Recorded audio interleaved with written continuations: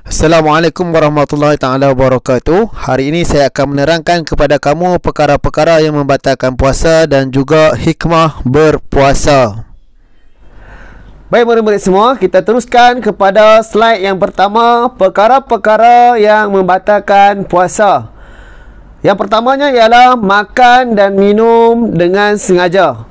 Lihat pada gambar yang diberikan kepada kamu, memperlihatkan orang yang sedang makan di waktu siang. Apabila kita makan di siang hari, maka terbatallah puasa kita.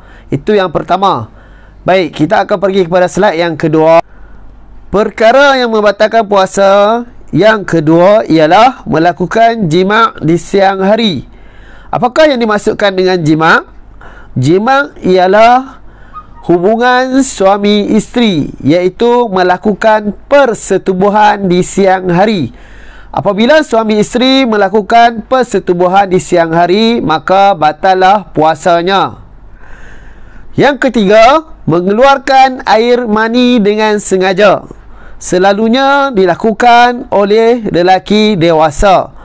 Yang dimaksudkan dengan mengeluarkan air mani dengan sengaja ialah ianya menggosok kemaluannya sehingga mengeluarkan air mani. Apabila kita mengeluarkan air mani dengan sengaja, maka terbatallah puasa kita. Yang keempat, perkara yang membatalkan puasa ialah memasukkan sesuatu ke dalam rongga badan. Anggota manakah yang dikatakan sebagai rongga? Di sini saya menulis kepada kamu bahagian muka, iaitu mulut, hidung, telinga yang mempunyai rongga. Kamu memasukkan sesuatu ke dalam mulut kamu dan juga hidung kamu serta telinga kamu, seperti menggunakan pengorek telinga ke dalam telinga, maka terbatallah puasa kamu. Anggota berikutnya ialah kubul dan juga dubur. Kubul ini ialah kemaluan di bahagian depan. Dubur ialah punggung di bahagian belakang. Dilarang sama sekali memasukkan sesuatu ke dalam kemaluan serta ke dalam dubur, iaitu ke dalam punggung. Apabila kita memasukkan sesuatu ke dalam rongga badan, maka terbatallah puasa kita.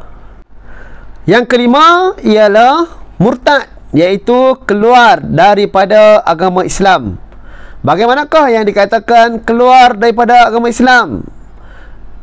Yang dimasukkan dengan keluar daripada agama Islam, iaitu murtad, dia menyatakan bahawasanya Allah itu tidak wujud, Nabi itu tidak wujud dan sebagainya. Itu murtad dari segi perkataan. Kalau murtad dari segi perbuatan, dia menyembah selain Allah Subhanahu Wa Taala. Contohnya menyembah pokok, menyembah matahari, menyembah batu-batu yang besar. Itu dimasukkan murtad dengan perbuatan. Apabila kita murtad, maka batallah puasa kita. Yang keenam, perkara yang membatalkan puasa iaitu gila, mabuk atau pengsan sepanjang hari. Gambaran yang ditunjukkan di sini gangguan saraf otak. Pada pukul 8 pagi dia masih sihat, tiba-tiba pada pukul 9 pagi otaknya mengalami gangguan, maka secara tidak langsung dia menjadi gila. Apabila dia gila, maka batallah puasa dia. Gambaran yang kedua ialah pengsan sepanjang hari. Bila mana seseorang itu pengsan sepanjang hari, maka batallah puasanya. Mabuk juga tergolong dalam golongan perkara yang membatalkan puasa. Inilah 6 perkara yang membatalkan puasa di dalam buku teks kamu. Kamu boleh rujuk di dalam buku teks kamu masing-masing. Perkara-perkara yang membatalkan puasa. Saya harap kamu faham dengan penerangan yang diberikan. Seterusnya kita masuk kepada hikmah berpuasa. Hikmah berpuasa terbahagi kepada 2, iaitu hikmah puasa pada rohani dan juga hikmah puasa pada jasmani. Saya akan menerangkan kepada kamu hikmah puasa pada rohani terlebih dahulu. Pertamanya iaitu meningkatkan ketakwaan kepada Allah. Sebagai seorang manusia yang bertakwa, maka ianya mengharapkan keredaan Allah Subhanahu Wa Taala. Kita mestilah berdoa kepada Allah Subhanahu Wa Taala, memohon petunjuk dan hidayah daripadanya. Yang kedua, memupuk sifat-sifat mahmudah, iaitu sifat yang terpuji. Jika mazmumah, sifat yang terkeji. Bagi orang yang berpuasa, ianya memupuk sifat-sifat mahmudah, iaitu sifat yang terpuji. Antara sifat-sifat yang terpuji, contoh-contoh sifat mahmudah seperti sabar, jujur, ikhlas dan juga bertimbang rasa. Itulah contoh-contoh sifat mahmudah. Hikmah berpuasa yang seterusnya ialah mencegah pelbagai penyakit.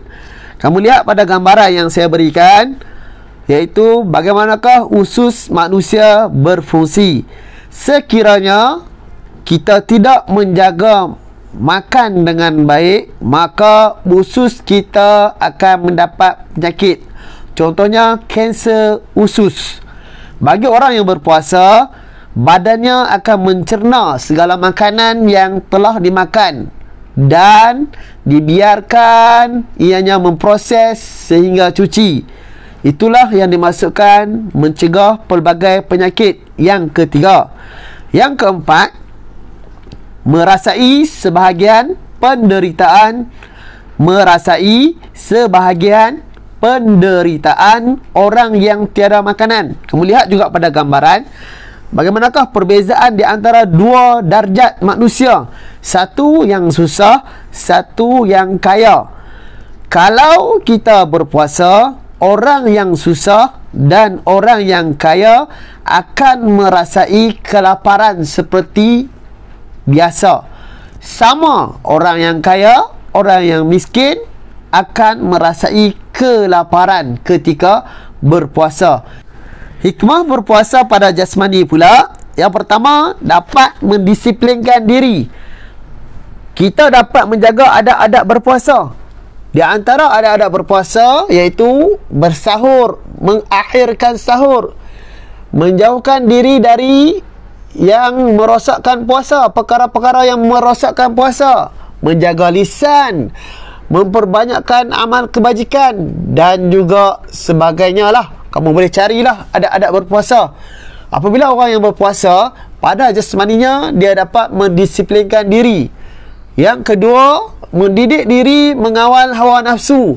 Apabila kita berpuasa, kita perlu mengawal perkara-perkara yang merosakkan puasa, perkara-perkara yang membatalkan puasa. Kita tidak boleh makan, kita tidak boleh minum, kita tidak boleh merokok bagi orang yang merokok.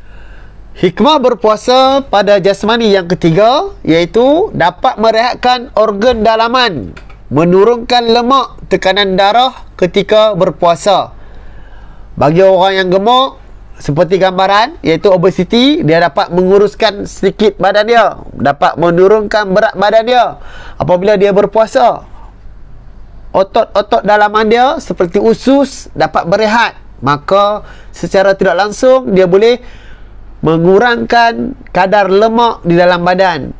Yang kedua, gambaran yang kedua iaitu tekanan darah tinggi.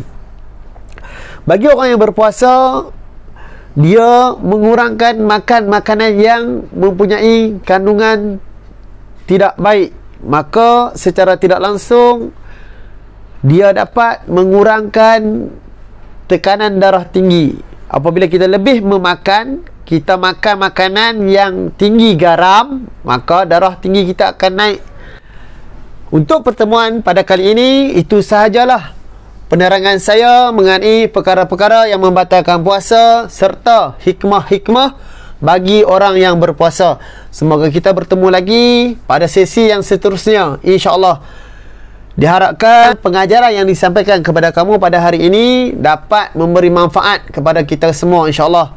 Segala yang baik datangnya daripada Allah, segala yang kurang datangnya daripada kelemahan diri saya sendiri. Semoga bertemu lagi insya-Allah. Assalamualaikum.